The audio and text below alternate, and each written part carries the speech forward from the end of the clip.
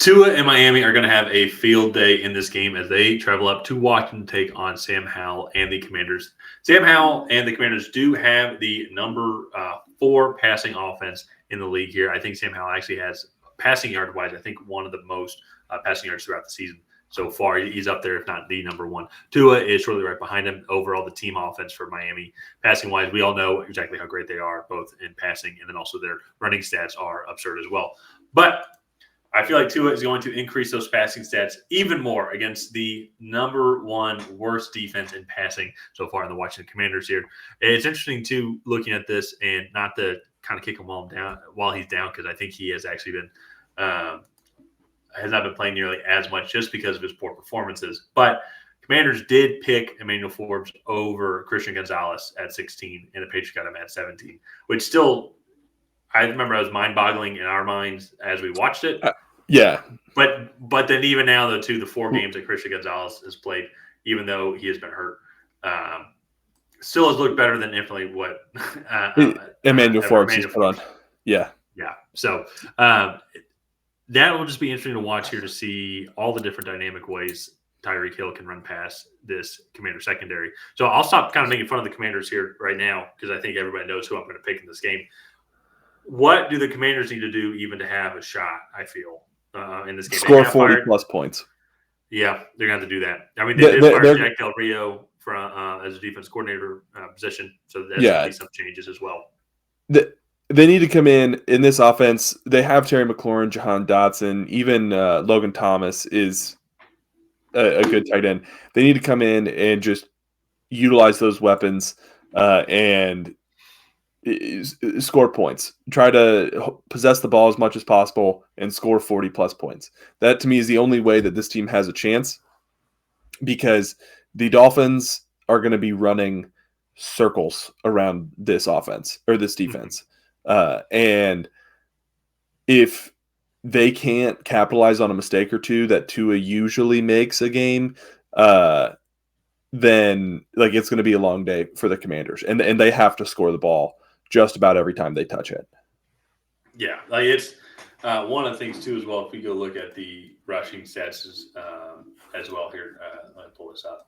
The rushing stats wise, Commanders are up there as one of the top passing teams. I've actually liked what I've seen from Sam Howell.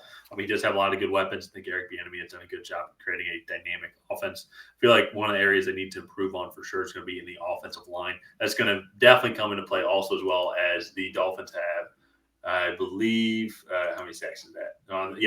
They're third in sacks, 38 sacks so far of the season here. I will say, I want to get to that point here in a second. Sorry, I just want to finish this. But I think one of the main issues for the Commanders team so far now is the weaknesses on the offensive line. Sam Howell is the most are they the most sacked team? Second most sacked team, only behind the Giants. They've been sacked 55 times. And on top of that, too, I think it affects their running game a lot as well. I know, through 11 games. That is so many sacks. Just less than 5 sacks a game. That sounds painful. Yeah. But imagine how dynamic this offense could be if they did have a little bit more of a threatening run game. I like Brian Robinson as well. I think he brings a kind of a unique flavor, I think, to that backfield and then to all the weapons that they have. But he's just not that big of a threat because I just feel like he's not getting the running lanes that they need. And then they fall behind too quickly because of just the weaknesses of their secondary as well. So less running opportunities that they have there. Yeah. So I kind of like the direction that the Commanders are going. Definitely need to get, a new defensive coordinator since they fired theirs, but a better one and better secondary. Going to start rebuilding that defensive front as well. I bring up, and I want to go back now to the Miami Dolphins defensive line. They do lead the league in sacks. However, let me double check here as well, because I don't want to say anything wrong, but Jalen Phillips seemed to suffer a serious Achilles injury and hadn't, I guess it hadn't confirmed it yet. But did he tear his Achilles? I don't know. So the point I was going to make was that the Dolphins in a lot of their games have been leading by large margins, and I don't know the stats specifically, but I want to say their dropback stats were very large compared to the average NFL team, or their pass attempts against their defense was a very high number. Yeah. Yeah, I will say too, confirm he did tear his Achilles. Sorry, I should have looked this up. I just saw the video of his calf popping, and I just kind of figured it was. But I guess I didn't officially confirm it because that was Friday. But I digress, though. Just in general, just to sum it all up for me and how I look at it, Ryan, and agree with me or not, it's just a horrible matchup, I feel, for Washington. What Miami does amazingly is the biggest weakness for the Commanders. And what the Commanders do really well, passing the ball, they can get after the quarterback, and they don't have a horrible passing defense in Miami. They're kind of built for those shootout type games. So I think it's going to be extremely tough for Sam Howell, Miami to keep up. They're definitely going to score their points. Miami can give up some points, but at the same time, though, I can still see them go and scoring like 55. Yeah. Oh, for sure. So let's briefly get into our predictions. But before we do that, if you guys have not already, please go ahead and like and subscribe. Tyler and I have a goal of getting to 2,333 subscribers, which would put us at 2,000 subscribers within a calendar year. So if you could help us reach that goal by December 31st, that would be very much appreciated. And Tyler, go ahead and tell everybody why you're picking the Dolphins, if you haven't done that enough already. I think I've already said. Yes. Yeah. It'll be unique to watch here. I will say this about Miami. I am curious with all the speed that they have and just how long the season could be. I'm curious to see how they finish down the stretch here. They got some crucial games coming up here. I mean, winning this one right now, they're currently leading the division right now. They do have a decent gap thanks to Philly over the Buffalo Bills having looks like a 2.5 game lead. And the Bills still have a bye also as well. But if we then even break down their schedule even more, so they have the Commanders this week, which I think should be a pretty easy win.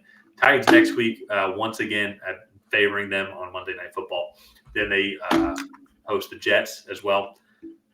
These 3 games to me, I think, are very favorable. Then they have a very interesting end of the season as well. Home versus Cowboys at the Ravens, then home versus the Bills, who the Bills dominated them earlier in the year 48-20. So very 3 easy games. I want to see how healthy they can be, kind of see if they can keep that momentum going, especially that start of the playoff stretch for them as well. They'll probably be at minimum a wild card spot and maybe not lock up the division by like week 16, week 17, depending on how the Bills do. But still, curious to see how they're going to play against those teams this late into the season, and then if they have to travel at some point in the postseason as well, because it's nice in Miami in January. I'll just say that. Oh, yeah. January, much nicer than Baltimore or Kansas City. So if they get something home, Buffalo. Or Buffalo, as they experienced last year. So interesting to see how they kind of finish out this season. I hope it stays strong. Hope everybody stays healthy here because they are just an excitingly fun team to watch. Oh, yeah, for sure. I'm also going to go with the Dolphins, not surprisingly. They're the better team. I think, and I don't think it's really that close. So yeah, that's all I really have to say on that matter. That's all I have to say about that. Before we keep quoting Forrest Gump, let's go ahead and wrap up this video here. If you guys have not already, please go ahead and like and subscribe and help Tyler and I reach that goal of 2,333 subscribers. And leave a comment down below on how many points you think the Dolphins are going to win by. And other than that, we will see you guys next time.